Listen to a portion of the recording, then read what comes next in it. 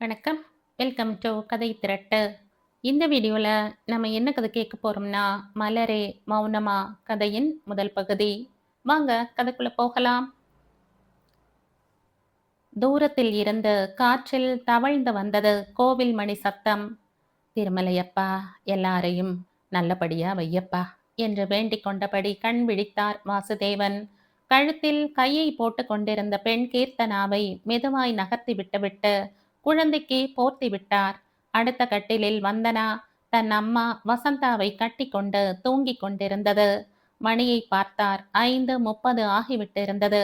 மெதுவாக ரூமை விட்டு வெளியே வந்தார். ஹாலின் கடைசியில் இருந்த பால்கனியின் கதவை திறந்தார். கீழிருந்து மேல் வரை 2 பக்கமும் திறக்கக்கூடிய கதவுகள். பால்கனியில் இருந்து தூரத்தில் தெரிந்த கோபுரத்தை பார்த்து கன்னத்தில் போட்டு கொண்டார். புலர் காலை வேளைக்கென ஒரு அழகு இருக்கத்தான் செய்கிறது என்று நினைத்து கொண்டார். கீழே வெளிங்கேற்றில் பிளாஸ்டிக் கூடையில் பால் போடப்பட்டிருந்தது தெரிந்தது. இன்னும் என்ன இன்னும் பூமா பாலை எடுக்கலையே என்று நினைக்கும் போதே பூமா வந்து பாலை எடுத்துக்கொண்டு உள்ளே போனாள். ஆச்சு, இன்னும் சற்று நேரத்தில் காஃபி ரெடியாகிவிடும். இவர் காஃபி சாப்பிட ரெடியாவதற்குள் பூமாவே காஃபியையும் பேப்பரையும் எடுத்துக்கொண்டு மாடிக்கே வந்து விட்டாள். என்னம்மா, நானே கீழே இறங்கி வரமாட்டேனா என்றார் வாசு. அதனால என்ன அண்ணா, எனக்கு இதுல ஒரு சிரமமும் இல்லை என்று சொல்லிக்கொண்டே கீழே இறங்க ஆரம்பித்து விட்டாள் பூமா. அவள் எப்போதும் அப்படித்தான். யாருடனும் அனாவசியமாக பேச்சு என்றும் கிடையாது. இல்லாவிட்டால் இவர் மனைவி வசந்தாவுடன் காலம் தள்ளுவது எப்படி? ஈசி சேரில் உட்கார்ந்து காஃபியை மெல்ல ஆற்றி வாயில் விட்டு கொண்டார். அவருக்கு தன்னை அறியாமல் தன் அம்மாவின் நினைவு வந்தது. அம்மா நன்னிலத்தில் போடுவாளே ஒரு காஃபி, அதன் காலில் கட்டி அடிக்கக்கூட எந்த காஃபிக்கும் தகுதி கிடையாது. அம்மாவிற்கு இந்த பால் எல்லாம் பார்த்தாலே பிடிக்காது. ராமகோனார் நுரைக்க நுரைக்க கறந்து கொடுக்கும் பாலை தணல் அடுப்பில் காய்ச்சி கையால் அரைக்கும் மெஷினில் ராத்திரியே தயாராக வைத்திருக்கும் கொட்டையை அரைத்து அப்போதே டிகாக்ஷன் இறக்கி அம்மா போடும் காஃபிக்கு ஈடு ஏது? அம்மா இங்கே வந்திருந்த போது ரொம்பவே கஷ்டப்பட்டாள். பூமாவை பார்த்ததும் அம்மாவை பார்த்து கொள்ள அவள் மட்டும் இல்லாவிட்டால் என்ன ஆகியிருக்கும் என நினைத்து கொண்டார். என்ன, இன்னைக்கு அம்மா நினைவாகவே இருக்கிறது என்று நினைத்தவர் செய்தித்தாளை கூட பிரிக்க தோன்றாமல் கைகளை பின்னால் கட்டிக்கொண்டு பழைய நினைவுகளில் ஆழ்ந்தார். அம்மா எப்பேற்பட்ட மனுஷி! ஒரு நாளில் ஒன்றுக்கும் ஆசைப்பட்டவள் இல்லை. தன் பிள்ளையிடம் அருகாமை, ஆதிக்கம் உட்பட. இவருக்கு அப்பா முகம் சுமாராகத்தான் நினைவிருந்தது. நன்னிலத்தில் இவர்களுக்கு நிறைய சொத்து இருந்தது. பக்கத்து வீடு அத்தையுடையது. இவர்கள் இருவர் வீடுகள்தான் அந்த ஊரில் பெரிய வீடுகள். தாத்தா இருந்தபோது தன் 2 குழந்தைகளுக்காக கட்டியதாம். சொந்த அத்தை பெண்தானே அவர் மனைவி வசந்தா. அம்மாவிற்கு அவள் அத்தை அத்திம்பேர், அவர்கள் பிள்ளை பத்மநாபன் எல்லோரும் சொத்துக்களை பராமரிக்க எவ்வளவோ உதவி இருக்கிறார்கள். இல்லாவிட்டால் ஒற்றை பிள்ளையுடன் மட்டும் இருக்கும் ஒரு விதவை பெண்ணை ஏமாற்ற எந்த ஊரில்தான் மனிதர்கள் இல்லை? அத்தை கொஞ்சம் அதிகாரமாகத்தான் பேசுவாள். அதே அதிகாரத்தை செல்லுபடி செய்யலாம் என்றுதான் தன் பெண்ணை இவருக்கு கொடுத்திருக்க வேண்டும். இவரும் எதிலும் குறைந்தவர் இல்லை. மூக்கும் மொழியும் நல்ல உயரமுமாகத்தான் இருப்பார். என்ன, வசந்தா ரோஜா சிகப்பு, இவர் மாநிறம்தான். மற்றபடி இவரும் IRSC படித்து ரயில்வேயில் நல்ல உத்தியோகத்தில் இருந்தார். போமா இவருடைய சித்தப்பாவின் பெண். தன் மனைவி சிறுவயதிலேயே இறந்து போக பூமாவின் அப்பா தன் அண்ணா மன்னியிடம் கொண்டு வந்து குழந்தையை கொடுத்து, நீங்கள்தான் இந்த குழந்தைக்கு எல்லாம் என்று சொல்லிவிட்டு தேசாந்திரம் போனவர்தான். இன்று வரை அவர் திரும்பவில்லை. பூமாவை அப்பா இருந்தவரை இருவரும், பிறகு அம்மா மட்டும் இவரை வளர்த்ததில் ஒரு படி கூட குறையாமல் நன்றாக உசத்தியாகத்தான் வளர்த்தனர். பூமாவின் 18வது வயதில் அவளுக்கு ஒரு நல்ல பையனாக பார்த்துத்தான் அம்மா கல்யாணம் செய்து வைத்தாள். பாவம் 5 வருடம் கையில் ஒரு பிள்ளையுடன் கணவனை இழந்து வீடு திரும்பிவிட்டாள் பூமா.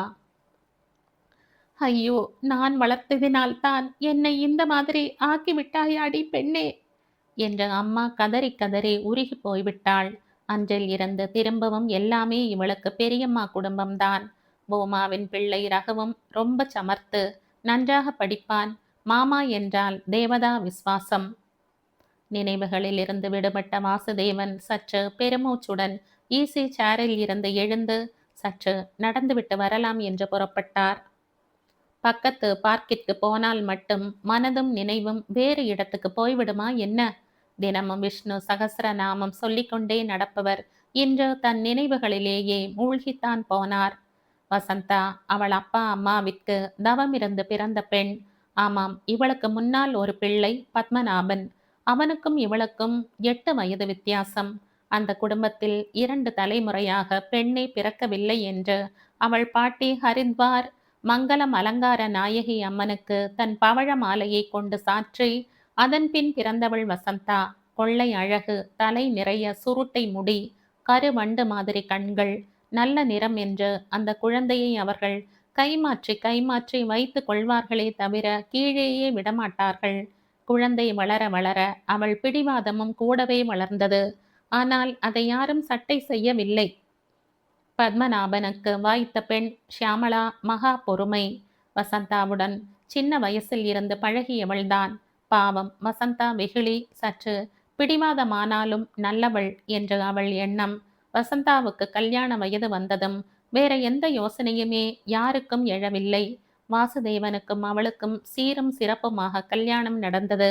கல்யாணத்தின் போது வாசு வால்டேரில் இருந்ததால் எல்லோருமாய் ஒரே முகமாக இந்த பக்கம் எங்காவது மாற்றலாகி வந்த பிறகு குடித்தனம் வைக்கலாம் என்று முடிவு செய்து விட்டனர். புது பெண்டாட்டியை பார்க்க குறைந்தது மாதம் ஒரு முறையாவது நன்னிலம் வருவார் வாசுதேவன். கொஞ்ச நேரம் இவர்கள் வீட்டிலும் நிறைய நேரம் வசந்தா வீட்டிலுமாக கழியும். வசந்தா புக்ககத்தில் இருந்த லட்சணமே அப்படித்தான். அம்மா வாயையே திறக்க மாட்டாள். பின்னே அதற்காகத்தானே மாமா பிள்ளைக்கு கல்யாணம் செய்து கொடுத்தது. சில நாட்களில் வாசுதேவனுக்கு செகந்திராபாத்துக்கு மாற்றலாகியது. குடித்தனம் வைக்க நினைத்த போது பத்மநாபன் மனைவி ஷியாமளா கருவுற்றிருந்தாள். பக்கத்து ஊர்தானே, அவளுக்கும் பூச்சூட்டல் சீமந்தம் என்று வசந்தாவிற்கு வீட்டு விசேஷங்களை விட்டுவிட்டு வர மனதில்லை. ஷியாமளாவிற்கு பிள்ளை பிறந்தான். ஆச்சு, வசந்தாவை பிள்ளை உண்டாகிவிட்டாள். ஒரே அமர்க்களம். எல்லோரும் தாங்கு என்று தாங்க அவள் கொடி பிரமாதமாக பறந்தது. உரிய காலத்தில் அவளுக்கு ஒரு பெண் குழந்தை பிறந்தது. கீர்த்தனா என்று வாசுதான் ஆசைப்பட்டு பெயர் வைத்தார். அவருக்கும் சரி, அவர் அம்மாவிற்கும் சரி நல்ல சங்கீத ஞானம். ஏன் வசந்தாவும் கற்றுக்கொள்ளவில்லையே தவிர நல்ல குரல், நன்றாக பாடுவாள். குழந்தை நல்ல லட்சணமாக இருந்தாலும் வாசுவை போல நிறம்தான். இது அவளுக்கு பெரிய குறையாகப்பட்டது. இதெல்லாம் பகவான் செயல் என்று தள்ளிவிட்டு குழந்தையை நேசிக்க அவளால் முடியவில்லை. ஒரு சின்ன குழந்தையை வைத்து கொண்டு தனியே வந்து அவள் எப்படி குடித்தனம் செய்வாள்? அவளே ஒரு குழந்தை. இப்போதெல்லாம் உங்க அம்மாவிற்கு முடிவதில்லை. ஆக பூமா கூட வர முடியாது. கொஞ்ச நாள் போய் குடித்தனம் போடலாம் என்று அத்திம்பேர் சொன்னபோது வாசுவால் தட்ட முடியவில்லை. இந்நிலையில் வாசுவிற்கு கான்பூருக்கு மாற்றலாகிவிட்டது. மாதம் தவறினாலும் தான் வராமல் இருக்க மாட்டார். ஆச்சு, வசந்தா 2வது முறையாக கர்ப்பமானாள். சரி, இன்னும் 2 வருடத்திற்கு தான் இருக்கும் இடத்திற்கு அவள் வரமாட்டாள் என்று வாசுவுக்கு புரிந்துவிட்டது. எல்லோருக்கும் அவளுக்கு பிள்ளை குழந்தை பிறக்க வேண்டும் என்று ஆசை. ஆனால் 2வதாக பிறந்த அந்த பெண் குழந்தையின் அழகை பார்த்து வாய் அடைத்து போனார்கள். பிரம்மா ரொம்ப அக்கறை எடுத்து செய்த சில மனிதர்களில் இந்த குழந்தையும் ஒருத்தியாக இருக்க வேண்டும். என்ன நிறம், எவ்வளவு அழகான முகம், தலையில் கன்னங்கரையில் என்று எத்தனை முடி, சொல்லி மாளாத அழகு. அதற்கு வந்தனா என்று பெயர் சூட்டப்பட்டது. அதன் பிறகு நன்னிலம் வரும் ஒவ்வொரு முறையும் வாசு ஒரு முக்கியமான விஷயத்தை கவனிக்க தவறியதே இல்லை. ஆம், அது வசந்தா தன் 2 குழந்தைகளை நடத்தும் விதம்தான். ஒவ்வொரு முறையும் வாசு பார்ப்பார். சின்ன குழந்தை வந்தனா வசந்தாவின் கையில் இருக்கும். பெரிய பெண் கீர்த்தனா பாவமாக நடுவிரல் 2ஐயும் சூப்பிக்கொண்டு தூரத்தில் இருந்து பார்த்து கொண்டிருக்கும். 2-3 மாதங்களுக்கு மேல் இதை பார்த்து பொறுக்காத வாசு வசந்தாவிடம், நீ செய்யறது நல்லா இல்ல என்று மெதுவாக இதமாக சொன்னார். அடுத்த முறைகளில் அவள் கீர்த்தனாவை நடத்தும் விதத்தை பார்த்து கோபமாகவும் கண்டித்தார். ஆனால் இந்த விஷயத்தில் வசந்தா கொஞ்சம் கூட மாறவில்லை. ஒரு முடிவு எடுத்து ப்ரமோஷன் வாய்ப்புகள் போனாலும் பரவாயில்லை என்று பிரம்ம பிரயத்தனம் செய்து சென்னைக்கே மாற்றல் வாங்கி கொண்டு வந்து விட்டார். கொஞ்ச நாட்களாகவே வாசுவின் அம்மாவிற்கு உடம்பு முடியவில்லை. சென்னைக்கு வந்ததும் இவரும் பத்மநாபனுமாக முனைந்து அபிராமபுரத்தில் ஒரு பெரிய பங்களாவை வாங்கினார்கள். அம்மாவிற்கு மிகவும் சந்தோஷம். வீட்டை கொஞ்சம் சரி செய்து கட்ட வேண்டியிருந்தது. கிரக பிரவேசமானதும் மறுபேதும் சொல்ல முடியாமல் சென்னையில் வசந்தா வாசுதேவனுடன் குடித்தனம் ஆரம்பித்தாள். அவளுக்கு நன்னிலம் போரடித்து போனதும் இதற்கு ஒரு முக்கியமான காரணம். ஒரே ஒரு மாதம்தான் அம்மா பிள்ளையுடனும் மாட்டு பெண்ணுடனும் இருந்தாள். பிறகு நன்னிலம் போக வேண்டும் என்று பிடிவாதம் பிடித்து கிளம்பி சென்று விட்டாள். அடுத்த 2 மாதங்களில் அவள் காலமும் ஆகிவிட்டது.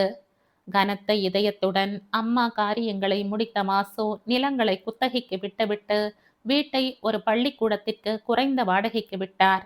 தங்களுடன் பூமாவை அழைத்து போக வசந்தாவிற்கு அரை மனதோ என்னவோ. அவள் அம்மா அவளுக்கு எடுத்து சொன்னாள், இதப்பார், உனக்கு முழு வேலை செய்து பழக்கமில்லை. இந்த மாதிரி உதவிக்கு ஆள் எல்லோருக்கும் கிடைக்க மாட்டார்கள். மேல் வேலைக்கு ஆள் வைத்து கொண்டாலும் பூமா வீட்டை தன்னுடையது மாதிரி பார்த்து கொள்வாள். வாசுவிற்கும் தங்கை முறை என்பதால் தயங்காதே என்று. ஆக பூமா இவர்களுடன் புறப்பட்டாள். அவள் பிள்ளை ரகுவை பள்ளியை சேர்ந்த ஹோமிலேயே சேர்க்கலாம் என எல்லோரும் சொன்னபோது வாசு நிதானமாக மறுத்துவிட்டார். கப்பல் மாதிரி வீடு. என் தங்கைக்கு வாழ்க்கையில் ஒரே பச்சைக்கூடு ரகுதான். தாயையும் பிள்ளையும் பிரிக்கும் பாவத்தை நான் ஒரு நாளும் செய்ய மாட்டேன் என்று சொல்லிவிட்டார். சென்னைக்கு வந்தாயிற்று.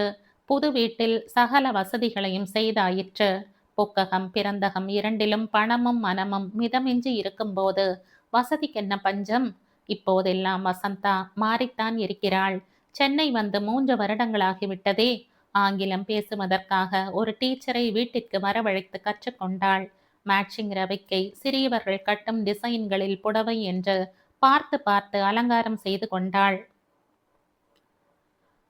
எப்படியாவது மாதத்திற்கு ஒரு முறையாவது புது நகை ஏதாவது வாங்குவது தவறாது. 2 பெண்கள் இருக்கிறார்கள். நகை சேரட்டும் என்ற வாசுவும் ஒன்றும் சொல்ல மாட்டார். 3, 4 மாதர் சங்கங்களில் மெம்பர் ஆகிவிட்டாள். அவள் பிடிவாதத்தில் வீட்டில் 1க்கு 2ஆக கார் வாங்கியாகிவிட்டது. எல்லாவற்றிற்கும் சிகரமாக நிறைய சபாக்களில் ஆயுள் சந்தாதாரர் ஆகிவிட்டாள். பாட்டு கேட்பது முன்ன பின்ன ஆனாலும் புது நகை புடவைகளை எல்லோரிடமும் காண்பித்து பெருமை அடித்து கொள்ள சபாக்களுக்கு போவது நல்ல சந்தர்ப்பமாக இருந்தது அவளுக்கு. எப்போது பார்த்தாலும் வந்தனாவை தூக்கி வைத்து கீர்த்தனாவை மட்டம் தட்டுவதும் வசந்தாவிற்கு ஒரு வாடிக்கையாகி போனது. சீரியஸாக ஏதும் இல்லாதவரை வாசு ஒன்றும் கண்டுகொள்ள மாட்டார். மீறி போவதாக தோன்றும் சில வேளைகளில் வசந்தாவை கண்டிப்பார். குழந்தைகள் மூவரும் ஒரே பள்ளியில்தான் படித்தார்கள். ஆனால் வந்தனா கீர்த்தனாவை தன் அக்கா என்றே சொல்லிக் கொள்ள மாட்டாள். ரகு மட்டும் கீர்த்தனாவிற்கு ஒரு நல்ல தோழனாக இருந்தான். இவர்கள் இருவரும் பள்ளியில் நல்ல மார்க் வாங்கும் போதெல்லாம் வந்தனா ஏதாவது ஒரு சாக்கு தேடி அவர்களுடன் சண்டை போடுவது தப்பாது.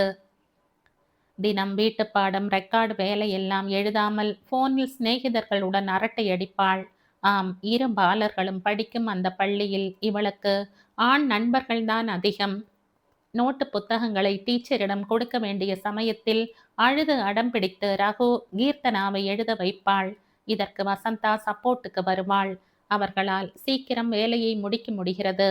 இவளுக்கு கொஞ்சம் ஹெல்ப் செய்தால் என்ன என்று கொஞ்சம் கூட நியாயமில்லாமல் பேசுவாள். அப்பா, ஏன்பா அம்மாவிற்கு என்னை கண்டால் பிடிப்பதே இல்லை என்று பரிதாபமாக எத்தனையோ முறை தன் அப்பாவிடம் கேட்டிருக்கிறாள் கீர்த்தனா. சிச்சி, அம்மாவுக்கு உன்னை பிடிக்காம இருக்குமா? வந்தனா தொட்டதற்கெல்லாம் பிடிவாதம் பிடிக்கிறாள் இல்லையா? அதனால் அம்மா அவளுக்கு செல்லம் கொடுக்கிறாள். நீ இதையெல்லாம் நினைத்து மனதை அலட்டி கொள்ளாதே. நன்றாக படி. உன்னை பாட்டு கிளாஸில் சேர்க்கிறேன்.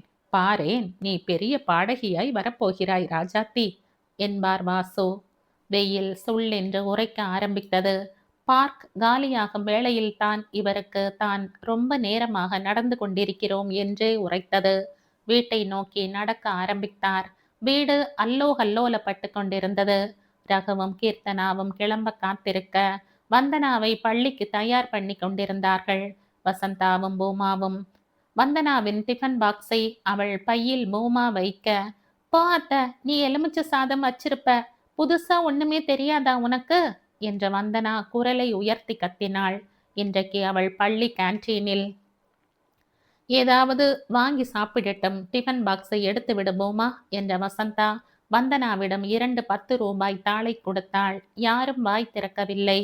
அப்புறமாக மாடிக்கு வந்த வசந்தாவிடம் வாசுதேவன், நீ வந்தனாவை வளர்க்கும் விதமே சரியில்லை. உங்கள் நாள் மாதிரி ஒருத்தன் வீட்டுக்கு போய் குப்பை கொட்ட வேண்டாமா என்று நான் சொல்ல மாட்டேன். ஒரு அவசியத்திற்காக அவள் வெளியே தங்க வேண்டி வந்தால் என்ன செய்வாள்? நீ அவளுக்கு நல்லது செய்யவில்லை என்றார். இத பாருங்கள், பூமாவின் ஒரே மாதிரி சாப்பாடு சாப்பிட்டு சாப்பிட்டு எனக்கே அலுப்பாகி இருக்கிறது. குழந்தைக்கு போர் அடிக்காதா? சமையலுக்கு ஆள் வைக்கலாம் என்றாலும் வேண்டாம் அண்ணி என்கிறாள் என்றாள் வசந்தா. நியாயம் இல்லாம பேசாத வசந்தா. நீதான் உள்ள போய் உன் பெண்ணுக்கு பிடிச்ச மாதிரி தினசா சமைக்க வேண்டியது தானே. பூமா இல்லாட்ட நீ எவ்வளவு திண்டாடுவ? ஒருவேளை குழந்தைகளுக்கு ஒரு ரசம் சாதம் செய்து போட்டிருக்கிறாயா? நெஞ்சை தொட்டு சொல் என்றார் வாசு. உங்களுக்கு குழந்தை பாவம் என்றே தோன்றாது. பூமாதான் உசத்தி. உங்களோடு யார் பேசுவது என்று நொடித்து கொண்டே போய்விட்டாள் வசந்தா. பெருமூச்சு விட்டுக்கொண்டே ஆபீஸுக்கு கிளம்பினார் வாசு. சாயங்காலம் ஆபீஸில் இருந்து வந்த வாசுவின் கைகளை பிடித்து கொண்டாள் கீர்த்தனா. அப்பா, என் பள்ளிக்கூடத்தில் சாயந்தரத்தில் சங்கீத கிளாஸ் ஆரம்பிக்கிறார்கள். நான் சேரட்டுமா அப்பா என்று ஆவலுடன் கேட்டாள். அப்படியா, சேரேம்மா என்றார் வாசு. கேட்டுக்கொண்டே வந்த வசந்தா, ஆமா, இப்போ கர்நாடக சங்கீதம் கற்றுத்தருகிறார்களாம். அதில் முன்னுக்கா வர முடியும்? பேசாமல் வெஸ்டர்ன் சங்கீதம் கற்றுக்கொண்டால் சொல்லிக்கொள்ள பெருமையாகவாவது இருக்கும் என்றாள். இத பார், நீ கீர்த்தனாவை ஸ்ரீமன் நாராயணா பாட சொல்லி கேட்டுப்பார், பிறகு பேசு. நீ என்றைக்கு அதெல்லாம் செய்திருக்கிறாய் என்றார் வாசு. ஆமாம், அதெல்லாம் கற்றுக்கொள்ள அவளுக்கு சந்தர்ப்பம் ஏது என்றாள் வசந்தா. ஏன் பூமா இல்லையா? நான் கேசட் வைப்பதில்லையா? கேட்டே அவளுக்கு ஞானம் வந்திருக்கிறது. கீர்த்தனாவுக்கு நல்ல குரல், நல்ல ஞானம். கண்டிப்பாக கர்நாடிக் கிளாஸுக்கு போகட்டும் என்றார் வாசு. வந்தனாவும் கராத்தா கிளாஸில் சேரப்போகிறாளாம். சேரட்டுமே, அவளும் உருப்படியாக ஏதாவது கற்றுக்கொள்ளட்டும், நல்லதுதானே. அப்படியே ரகுவும் கராத்தேயில் சேரட்டும் என்றார் வாசு. ஆக மூவரும் அவரவர் வகுப்பில் சேர்ந்தனர். அந்த வருடத்திலேயே பள்ளி ஜூனியர் பாட்டு போட்டியில் முதல் பரிசு வாங்கிவிட்டாள் கீர்த்தனா. வசந்தாவிற்கு எரிச்சலாக இருந்தது. நீயும் கராத்தேல பரிசு வாங்கணும்டி என்ற வந்தனாவை கீர்த்தனாவை பார்த்து பொறாமைப்பட வைத்தாள். கீர்த்தனாவிற்கு அம்மா தன்னை பாராட்டி பேசவில்லையே என்று மிகவும் வருத்தமாக இருந்தது. அடுத்த வருடம் கீர்த்தனா 9வது வகுப்பிலும் வந்தனா 7வது வகுப்பிலும் ரகு 10வது வகுப்பிலும் இருந்தனர். வெவ்வேறு ஸ்கூல்களில் நடக்கும் சங்கீத போட்டிகளுக்கெல்லாம் கீர்த்தனாவை அவள் பள்ளி சார்பாக அனுப்புவார்கள். தவறாமல் முதல் பரிசுடன் வந்து விடுவாள். பூமா கொள்ளை பெருமையுடன் சுற்றி போடுவாள். ஒரு நாள் திடீரென்று, அம்மா, கராத்தேயில் போட்டியெல்லாம் வைப்பதே இல்லை, நான் பெயிண்டிங் கற்றுக்கொள்கிறேன் என்றாள் வந்தனா. அம்மா உடனே சரி சொல்ல கராத்தேயை அம்போ என்று விட்டுவிட்டு பெயிண்டிங்கில் சேர்ந்தாள். பள்ளியில் அந்த வருடத்துடன் கீர்த்தனாவிற்கு படிப்பை தவிர வேறு வகுப்பு இல்லாததால் அவள் பாட்டு டீச்சர் வாசுவிடம், அவளுக்கு மிகவும் நன்றாக பாட்டு வருவதால் யாராவது நல்ல டீச்சரிடம் கொண்டு போய் சேருங்கள். இது தெய்வீக கலை, எல்லோருக்கும் இந்த கொடுப்பினை இருக்காது. இவள் நன்றாக முன்னுக்கு வருவாள். படிப்பில் இவள் எப்போதும் முதல் மாணவி என்பதால் படிப்பிற்கு இது பாதகமாக இருக்காது என்றாள். நிறைய நாட்கள் ரகு கீர்த்தனா இருவரையும் கூப்பிட்டு கொண்டு ஏதாவது கோவிலுக்கு போவார். வந்தனாவை கூப்பிட்டாலும் நான் வரலப்பா என்று சொல்லிவிட்டு டிவி முன் அமர்ந்து விடுவாள். இவர்கள் அநேகமாக மயிலாப்பூரில் உள்ள எல்லா கோவில்களுக்கும் போவார்கள். மயிலாப்பூரில் இல்லாத கோவில்களா? கபாலி கோவில், சாய்பாபா கோவில், கேசவ பெருமாள் கோவில், மாதவ பெருமாள் கோவில், முண்டகக்கண்ணி அம்மன் கோவில் என்று ஒரு கோவிலுக்கு வாரம் 2 முறையாவது அழைத்து போவார் வாசு. சித்திரக்குளம் தாண்டும் போது ரோஸ் மில்க் வாங்கி கொடுப்பார். அடிக்கடி பேசுவதென்னவோ கற்பகாம்பாள் சந்நிதிதான். பிரகாரத்தில் மணலில் உட்கார்ந்து கொண்டு சன்ன குரலில் கபாலி காண கோடி வேண்டும், இல்லாவிட்டால் கற்பகவல்லி நின் என்று ஏதாவது பாடுவார். இவர் சீக்கிரம் வரும் நாட்களில் எல்லாம் இந்த ட்ரிப் உண்டு. வசந்தா ஏதாவது கிளப், சிநேகிதிகள் வீடு, ஷாப்பிங் என்று போய் விடுவாள். பூமாவை பொறுத்தவரை ஏதாவது புத்தகங்கள் படித்தால் போதும். இல்லாவிட்டால் அவளுக்கு வேலை சரியாக இருக்கும். காலை சிற்றுண்டி, சமையல், மாலையில் ஒரு சிம்பிள் சமையல் என்று இழுத்து போட்டு கொண்டு செய்வாள். தவிர காலையில் வீட்டு தோட்டத்தில் பூக்கும் பூக்களை எல்லாம் விதவிதமாக தொடுத்து எல்லா சுவாமி படங்களுக்கும் போடுவாள். கீர்த்தனா முழுவதுமாக அவள் வளர்ப்புதான்.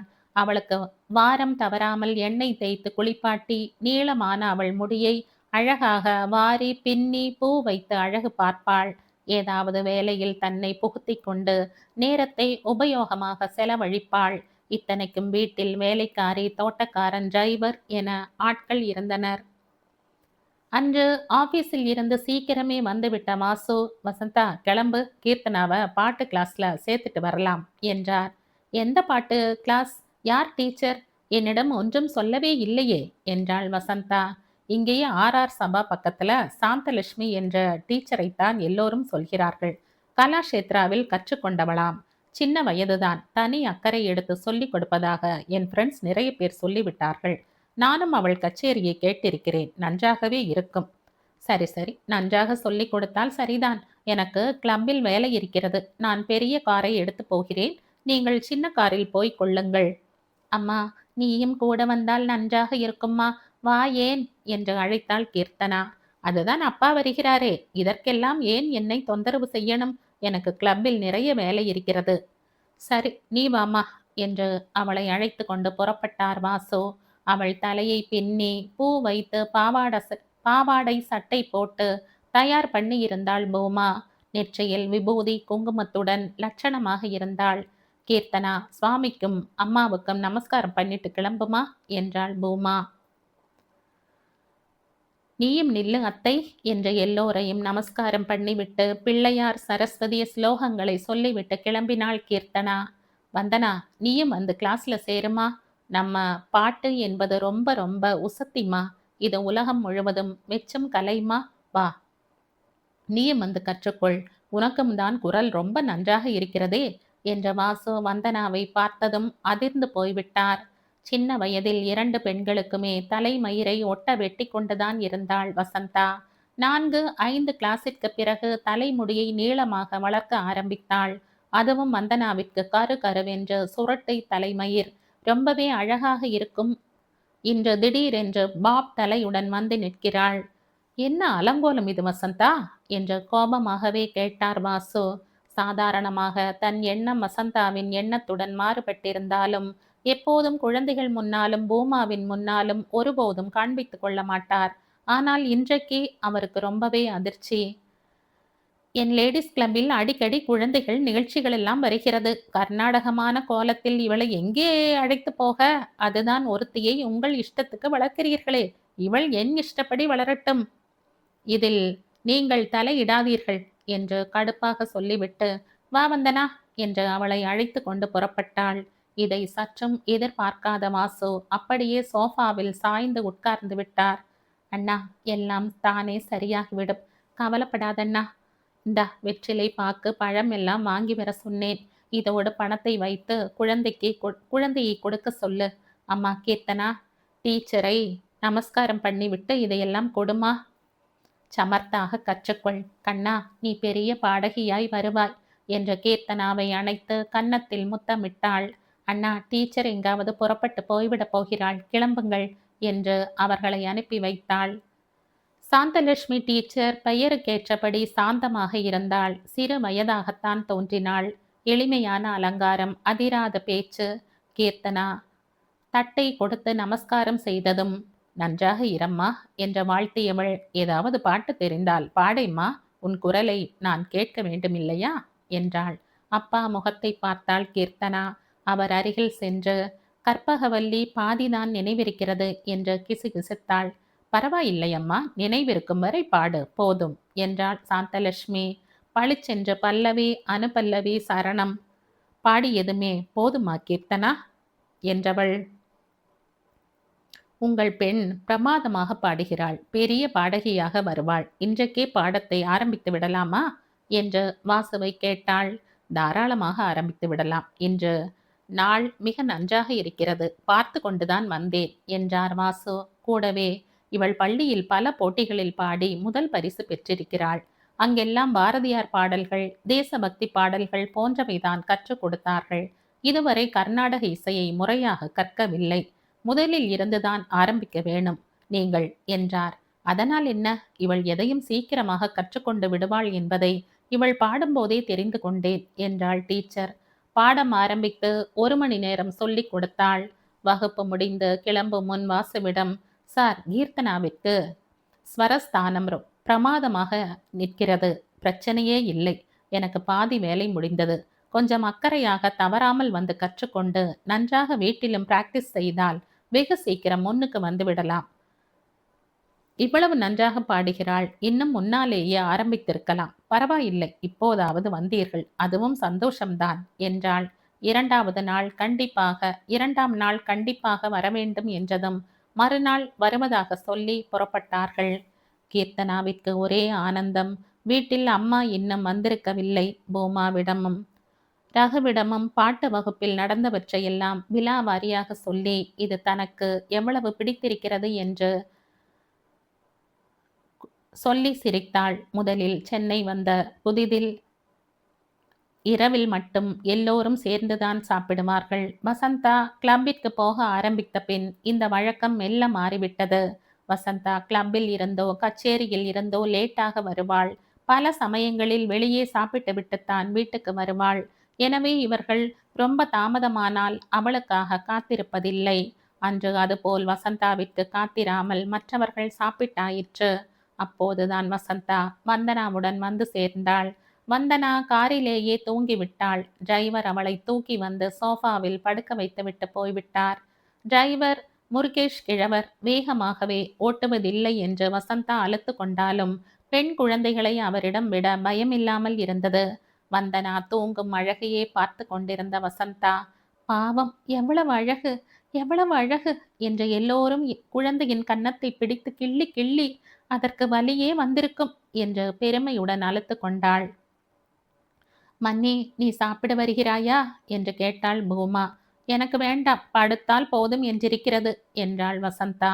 வந்தனாவை எழுப்பி சாப்பாடு போடட்டுமா என்று பூமா கேட்டாள். அவளும் அங்கு கேன்டீனில் நன்றாக சாப்பிட்டு விட்டாள், அவளை தூங்க விடு என்றாள் வசந்தா. மன்னி, கீர்த்தனாவை பாட்டு கிளாஸில் சேர்த்து விட்டார் அண்ணா. டீச்சர் என்ன சொன்னாள் என்று அண்ணாவிடமே கேள் என்றாள் பூமா. என்ன சொல்லிவிட்டாள் அப்படி? அடுத்த MS இவள்தான் என்றாளா என்று கிண்டலாக கேட்டாள். அப்படின்னு சொல்லாவிட்டாலும் பெரிய மேடை பாடகியாக வருவாள் என்றெல்லாம் சொன்னாளாம். அப்படி சொன்னால்தான் அவளுக்கு டியூஷன் வருமானம் நிலைக்கும். போய் வேலையை பார் என்று அலட்சியமாக சொல்லிவிட்டு மாடிக்கு போய்விட்டாள் வசந்தா. அங்கு உட்கார்ந்து டிவி பார்த்து கொண்டிருந்த வாசுவிற்கு இவள் பேசிய பேச்சு மிக்க மன வருத்தத்தை கொடுத்தது. இவள் ஏன் இப்படி இருக்கிறாள்? கீர்த்தனாவும் இவள் பெற்ற பெண்தானே. அவள் மகிழ்ச்சியில் இவள் பங்கெடுத்து கொண்டால்தான் என்ன? இவள் சொல்வதற்காகவாவது கீர்த்தனா அப்படி வர வேண்டும். வாசுவின் மனது வலித்தது. 6 மாதம்தான் சரளி வரிசையில் இருந்து ஸ்வரஜதி வரை வழியாக கற்றுக்கொண்டு விட்டாள் கீர்த்தனா. டீச்சர் வீட்டில் அவளும் அவள் அம்மாவும் தான். சில நாட்கள் இவள் டீச்சர் வீட்டுக்கு போவாள். சில நாட்கள் அவள் கீர்த்தனா வீட்டுக்கு வருவாள். சாந்தா வரும்போதெல்லாம் பூமா காஃபி பலகாரம் கொடுத்து உபசரிப்பாள். வகுப்பு முடிந்தவுடன் சற்று பேசிக்கொண்டிருப்பாள். அடுத்த 3 மாதங்களில் 4 வர்ணங்கள் 2 காலம் பாட வந்துவிட்டது. கூடவே சின்ன சின்ன கிருதிகள் என்று சாந்தலட்சுமி வஞ்சனை இல்லாமல் கற்றுக் கொடுத்தாள். ரொம்ப அக்கறையாக கற்றுக்கொண்டாள் கீர்த்தனா. தினம் அப்பாவுடனே சீக்கிரம் எழுந்து சாதகம் செய்ய ஆரம்பித்தாள். ஆனால் அம்மாவிடமிருந்தும் வந்தனாவிடமிருந்தும் இதற்கு பலத்த எதிர்ப்பு கிளம்பியது. தங்கள் தூக்கம் கெடுகிறது என்று ரொம்பவும் அமர்க்களம் செய்தார்கள். வாசுவின் வீட்டில் கீழே 2 அறைகள், 2 கூடங்கள், மாடியில் 2 அறைகள், 1 கூடம், மொட்டை மாடியில் தனியாக ஒரு அறை. கீழே உள்ள ஒரு அறையில் பூமாவும் ரகுவும் படுத்து கொள்வார்கள். மாடியில் உள்ள பெரிய அறையிலேயே இவர்கள் 4வரும் படுத்து கொள்வார்கள். இப்போது கீர்த்தனா பாட்டு சாதகத்தை மாலையில் வைத்து கொண்டாள். ஆனால் கூடவே வந்தனா மேற்கத்திய இசையை பெரிதாக வைத்து இவளுக்கு இடைஞ்சல் செய்ய ஆரம்பித்தாள். இதை தவிர்க்க கீர்த்தனா வாசுவிடம், நான் கீழறைக்கே போய் விடுவதாகவும் அது காலையில் எழுந்து சாதகம் செய்ய வசதியாக இருக்கும் என்றும் கூறினாள். அதை அப்படியே ஒப்புக்கொண்ட வாசு, பாவம், ரகுவும் பெரியவனாகிறான், அவனை மொட்டை மாடி ரூமுக்கு போக சொல்லலாம், அவனும் தொந்தரவில்லாமல் படிக்க முடியும். பூமா, நீ என்ன சொல்கிறாய் என்ற தங்கையை கேட்டார். நீ சொல்வதுதான் சரி அண்ணா என்றாள் பூமா எப்போதும் போல. கீழறையை கீர்த்தனாவிற்காக மிக அழகாக தயார் செய்தார்கள் ரகுவும் வாசுவும். ஒரு பக்கத்தில் சரஸ்வதி மற்றும் மும்மூர்த்திகள் படம், பக்கத்தில் சின்ன ஸ்டாண்டில் ஒரு எலக்ட்ரிக் விளக்கு, டேபிளில் அவளுடைய எலக்ட்ரானிக் தம்புரா, கீழே அவள் உட்கார்ந்து பாட ஒரு சின்ன கார்பெட் மற்றும் அலமாரியில் அவள் பள்ளி பாட புத்தகம் என்று அந்த அறை அழகாக தயாராகிவிட்டது. தனி படிப்பு பாட்டு இரண்டிலும் கவனம் செலுத்திய கீர்த்தனா பள்ளியில் எப்போதும் முதல் ரேங்க் தான். அந்த வருடம் லீவில் இவளை அகில இந்திய வானொலியில் யுவவாணியில் பாட விண்ணப்பிக்க சொன்னாள் சாந்தா. விண்ணப்பித்து உடனே தேர்வாகிவிட்டாள் கீர்த்தனா. முதல் நாள் டீச்சரிடம் ஆசீர்வாதம் வாங்கி கொண்ட அவள் வாசுவுடன் நிகழ்ச்சிக்கு புறப்பட்டாள். எத்தனை நாழி இந்த நிகழ்ச்சி என்று கேட்ட வந்தனாவிடம் 15 நிமிடங்கள்தான் என்றாள் கீர்த்தனா. பு, அவ்வளவுதானா? இதற்கா இந்த ஆர்ப்பாட்டம் என்று இகழ்ச்சியாக கேட்டுவிட்டு மாடிக்கு சென்று விட்டாள் வந்தனா. வசந்தா பெண்ணிடம் ஒன்றும் சொல்லாவிட்டாலும் தன் சிநேகிதிகளிடம் எல்லாம் இந்த நிகழ்ச்சியை கேட்கும்படி சொல்ல தவறவில்லை. இந்த கதையின் தொடர்ச்சியை அடுத்த பதிவில் கேட்கலாம். நன்றி.